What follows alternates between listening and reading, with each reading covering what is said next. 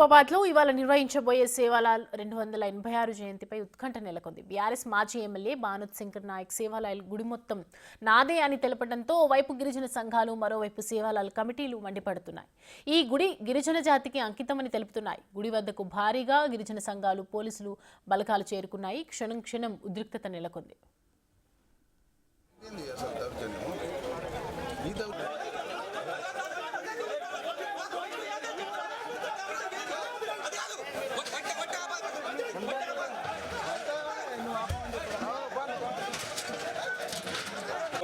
ఇప్పుడు land problem ఇబ్బంది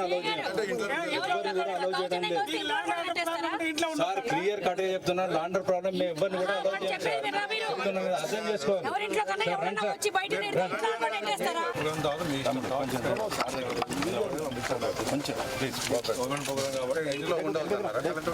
cooperate చేయండి.